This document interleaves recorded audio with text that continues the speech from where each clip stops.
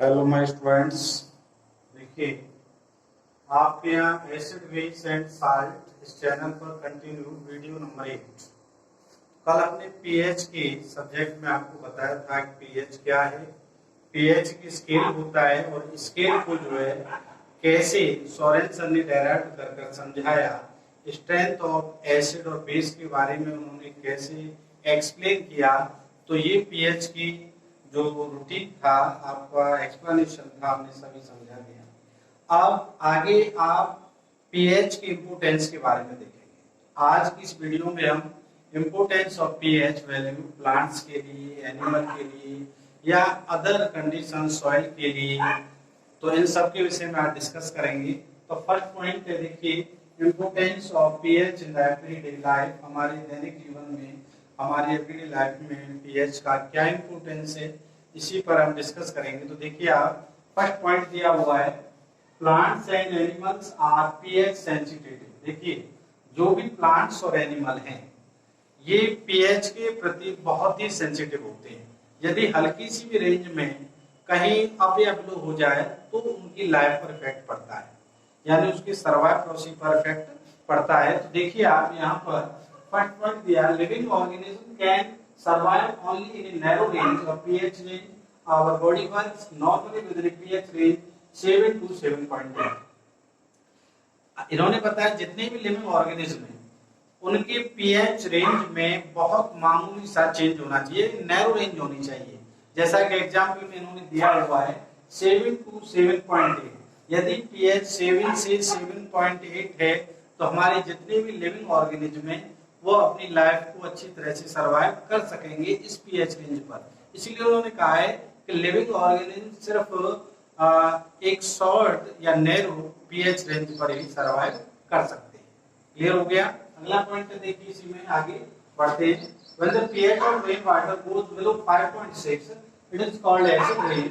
When acid rain flow into the rivers, it lowers the pH of the river water and makes the survival of the aquatic life difficult.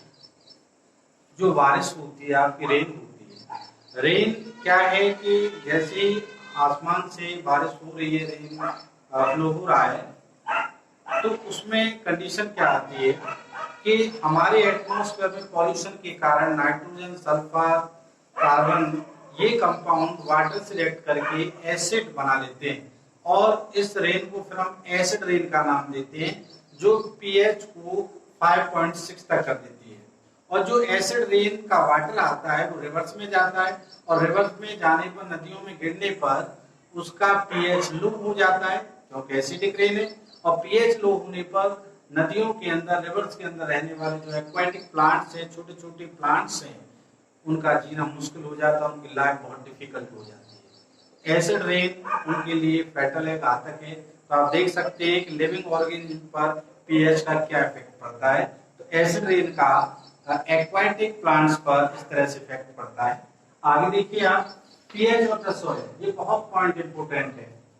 हम क्या करते हैं कि ये देखना होता है कि सॉइल कैसी और किस फसल के लिए, किस क्रॉप्स के लिए सूटेबल है। तो यहाँ हमें उस सॉइल का पीएच टेस्ट करना होता है। हम पीएच टेस्ट करेंगे, उसी बेस पर हम उसमें क्रॉप्स जो है ग्रो कर सकते हैं। इसके अलावा फर्टिलाइजर्स का भी हम सेलेक्ट करते हैं। तो इसमें देखिए पॉइंट, इसे समझे। Every type of plants require a specific pH range for the healthy growth. Therefore, the nature of the soil is known partly by testing its pH and then a particular crop in growth.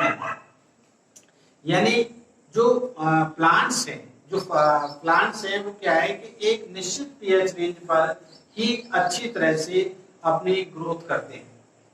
तो इसीलिए हमें क्या है कि उस soil की पहले pH test करनी चाहिए। पीएच टेस्ट करके तभी हम उस पर कोई क्रॉप्स जो है ग्रो कर सकते हैं।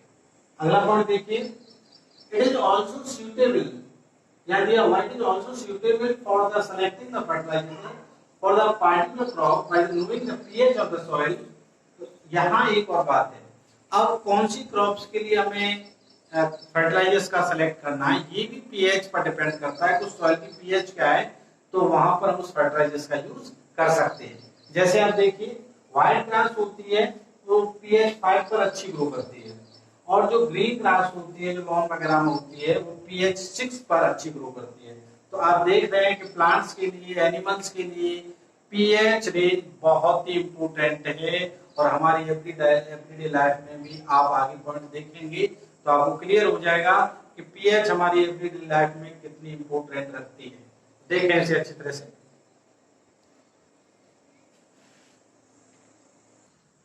इसी सीक्वेंस में आगे चलते हैं, importance of pH in everyday life में। इसमें क्लाइंट पूछ रह गई थी पिछला, देखिए ideal loan healthy group pH is 6.227। इस पीएच रेंज पर कोई भी आइडियल लोन जो होती है, लोन जो होती है आपकी लोन देखी होंगी, तो अच्छी ग्रो कर सकती है इस पीएच रेंज पर। आगे देखिए आप पीएच इन प्लांट्स, तो यहाँ भी ऐसे प्लांट्स की लीफ की बातें करेंगे, नेटल लीव्स। एक प्लांट होता है नेटल, उसकी लीफ क्या है, उसकी लीफ पर स्टिंग हेयर होते हैं जो कि बॉडी में, स्किन में मेथेनोइक एसिड को इंजेक्ट कर देते हैं। यानी उनकी लीफ में मेथेनोइक एसिड पाया जाता है। मेथेनोइक एसिड का फार्मूला होता है SUH, इसको इंजेक्ट कर देते हैं। जैसे ही इंजेक्ट करते हैं तो क्या होता है कि वहां पर बर्निंग पेन होता है, जलन सी होती है। अब क्या होता है कि नेटल जो लीफ प्लांट है उसी के पास एक डॉग प्लांट्स होता है, डॉग, ये लिखा हुआ है डॉग नहीं, डॉग प्लांट्स होता है। उसकी लीफ को क्या करते हैं, जहां पर इंजेक्ट किए उस स्किन पर रब करते हैं अच्छी तरह से, तुरंत हमें उसमें रिलैक्स मिलता है। बात समझ में आ गई? तो कहीं ना कहीं वो पीएच रेंज से रिलेटेड है। आगे आप देखिए pH in our digestive system. तो आप जानते हैं कि हमारे स्टमक से HCl निकलता है, तो लिखा हुआ है HCl present in the stomach help in the digestion of food, जो फूड को डाइजेस्ट करता है। फिर during indigestion the stomach produce too much acid, it causes pain and irritation. आपने देखा होगा कि जब इंडाइजेशन की प्रॉब्लम आती है तो एसिड ज्यादा निकलने लगता है, एसिड ज्यादा निकलने लगता है तो हमको इरिटेशन होती है, पेन होता है। और इसको करेक्ट करने के लिए पीएच मिल्क ऑफ मैग्नीशिया, ये माइल्ड बेस हम यूज करते हैं एज लाइक मेडिसिन की फॉर्म में, जिसे हम एंटासिड कहते हैं, जिसे हम क्या बोलते हैं, एंटासिड कहा जाता है। और एंटासिड को लेने पर हमारे अंदर जो इरिटेशन हो रहा है, पेन हो रहा है, उसमें रिलैक्स मिलता है, यानी जिसे हम एसिडिटी कहते हैं, उसमें रिलैक्स मिल जाता है। तो देखिए कहीं ना कहीं पीएच रेंज का कितना बड़ा इंपोर्टेंस देखने को मिल रहा है। अब आगे देखिए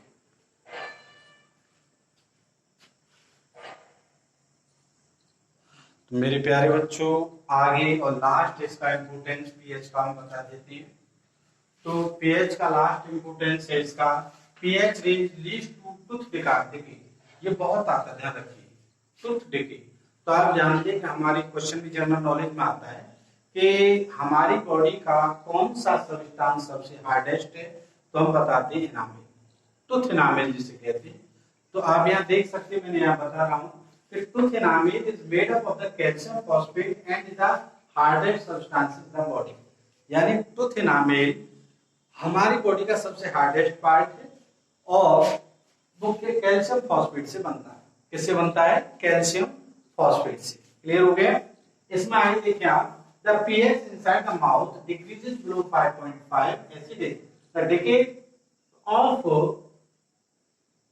tooth enamel, decay of tooth enamel begins. देखिए जब हमारे अंदर जो माउथ की जो पीएच है वो डिक्रीज होने लगती है, 5.5 तक हो जाती है, तो मीडियम माउथ के अंदर कैसा बन जाता है? एसिडिक बन जाता है। और एसिडिक मीडियम क्या है? कैल्शियम फॉस्फेट को डिके करने लगता है, जिसकी वजह से जो इनामिल है वो डिके होने लगता है, यानी उसका डैमेज होने लगता है इनामिल। और जैसे डैमेज होता है तो आप एक चीज ध्यान रखिए, जैसे enamel is the covering of tooth, ध्यान रखिए टूथ की यदि कवरिंग है तो इनामिल है। जब तक इनामिल है तो हमारी टीथ सही है, और इनामिल डिके होने पर टीथ 100% डिके होने के चांस होते हैं। क्यों होते हैं? देखिए आप, यदि आप व्यक्ति के present in the mouth degrades the sugar and the left over food particles and the produce acid and the remain in the mouth after eating. देखिए मोस्टली क्या होता है, हम जो भोजन ले रहे हैं तो भोजन में सादी सी बात है, कार्बोहाइड्रेट है, कार्बोहाइड्रेट में शुगर होती है। शुगर के अलावा आप जो देख रहे हैं कि कभी कभी हम फैट का भी यूज करते हैं, तो ये सब क्या है, ये कहीं ना कहीं हमारे माउथ के अंदर एक एसिडिक मीडियम प्रोड्यूस करती है, और एसिडिक मीडियम जैसे प्रोड्यूस होता है तो वो क्या करता है, कैल्शियम फॉस्फेट को डिके करता है। और कैल्शियम फॉस्फेट डिके होगा तो हमारा कैल्शियम फॉस्फेट से इनामिल बना है, तो जाहिर सी बात है इनामिल भी डिके होगा, और इनामिल डिके होगा तो टीथ हमारे डैमेज होने लगेंगे, उनमें बैक्टीरिया अटैक करने लगेंगे। इसीलिए ध्यान रखिए, हमको दिन में 2 बार, यानी मॉर्निंग में एंड डिनर के बाद नाइट को अपने दांतों को पेस्ट के द्वारा, क्यों पेस्ट में आप जानते हैं बेस होता है और बेस एसिड के इफेक्ट को न्यूट्रल कर देता है और हमारे टीथ सुरक्षित रहते हैं, हमारा इनामिल सेफ रहता है, जिससे एक लंबे समय तक हम अपने टीथ को सुरक्षित रख सकते हैं। तो ये बेटा पीएच का इंपोर्टेंस था हमारी लाइफ में। आपने देखा, चाहे लिविंग ले लो, लिविंग में चाहे प्लांट्स ले लो, एनिमल ले लो, एक्वाटिक प्लांट्स ले लो, बहुत इंपोर्टेंट है पीएच का इंपोर्टेंस इन एवरीडे लाइफ। तो ये कंप्लीट हो गया। और आगे अब जो लास्ट टॉपिक ही है लगभग साल्ट। एसिड हमने कंप्लीट करा दिया, बेस कंप्लीट करा दिया, इसके बाद सिर्फ साल्ट का प्रोसीजर रहा है। और साल्ट का most important topic of board 2022 class 10th chemistry. Salt में बेकिंग पाउडर है, वॉशिंग सोडा है, पीओपी है, बहुत ही इंपॉर्टेंट टॉपिक है, ध्यान रखिए। और हम नेक्स्ट वीडियो में यानी कल इसके विषय में बताएंगे what is salt and the important salt preparation, chemical properties and some important uses.